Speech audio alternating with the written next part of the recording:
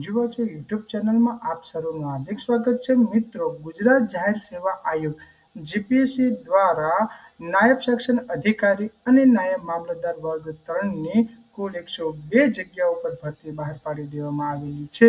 તો તેના વિશે આપણે આજના વિડીયોમાં વાત કરીએ તો ગુજરાત જાહેર સેવા આયોગ દ્વારા જાહેરાત ક્રમાંક 8/2025-26ની નાયબ સેક્શન અધિકારી અને નાયબ મામલતદાર વર્ગ 3ની કુલ 102 જગ્યાઓ પર ભરતી બહાર પાડી દેવામાં આવેલી છે અને તેના ફોર્મ તમે જીપીએસસી ઓજસ ગુજરાત.gov.ની વેબસાઇટ ઉપર જઈને તારીખ 25/6/25થી ફોર્મ ભરવાની શરૂઆત થઈ ચૂકેલ છે અને લાસ્ટ ડેટ 9/7/2025 છે।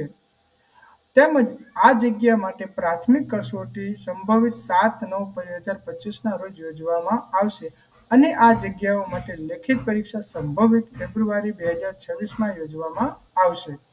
આગળ વાત કરીએ તો નાયબ સેક્શન અધિકારી વર્ગ 3 કુલ જગ્યા 92, નાયબ સેક્શન અધિકારી ગુજરાત વિધાનસભા વર્ગ 3 1 જગ્યા, નાયબ સેક્શન અધિકારી ગુજરાત જાહેર સેવા આયોગ વિભાગ વર્ગ 3ની કુલ 9 એમ કુલ 102 જગ્યાઓ પર ભરતી બહાર પાડવામાં આવેલી છે। મિત્રો, તમે અહીં કેટેગરી વાઇઝ જગ્યા પણ તમે જોઈ શકો છો। તેમજ દિવ્યાંગો માટે નાયબ સેક્શન અધિકારી સચિવાલય વર્ગ 3ની કુલ 5 જગ્યા બહાર પાડવામાં આવેલી છે। તેમજ મિત્રો, દિવ્યાંગો માટેની અહીં તમે કેટેગરી વાઇઝ પ્રમાણે જો તમારે દિવ્યાંગ આ કેટેગરીમાં આવતી હોય તો તમે ફોર્મ ભરી શકો છો। હવે આગળ વાત કરીએ તો કે વય મર્યાદા આ ભરતીમાં તમારે ફોર્મ ભરવા માટે 9/7/25ના રોજ ઉમેદવાર 20 વર્ષ પૂર્ણ કરેલા હોવા જોઈએ અને 35 વર્ષ પૂર્ણ કરેલા ન હોવા જોઈએ। તેમજ મિત્રો, તમને ગુજરાત સરકારના વય મર્યાદા નીતિ નિયમ મુજબ જે લાભો મળવા પાત્ર છે વય મર્યાદા છૂટછાટ એ તમે અહીં જોઈ શકો છો। આગળ વાત કરીએ તો કે તેની શૈક્ષણિક લાયકાત શું જરૂર છે તો કોઈ પણ યુનિવર્સિટીમાંથી તમે ગ્રેજ્યુએશન કરેલું હોવું જરૂરી છે। કોઈ પણ યુનિવર્સિટીમાંથી ગ્રેજ્યુએશન કરેલું હોવું જોઈએ। તેમજ કોમ્પ્યુટર એપ્લિકેશન એટલે કે તમને કોમ્પ્યુટરનું જ્ઞાન હોવું જરૂરી છે। જેમ કે તમારા કોઈ પણ ભણવામાં 10 ધોરણ હોય, 12 ધોરણ હોય કે ડિપ્લોમા હોય કે તમે કોઈ પ્રાઇવેટ સંસ્થામાંથી કોમ્પ્યુટરનું પ્રમાણપત્ર મેળવી લીધેલું હોવું જરૂરી છે। સાથે સાથે ગુજરાતી અને હિન્દી બંને લેંગ્વેજનું તમને નોલેજ હોવું જરૂરી છે।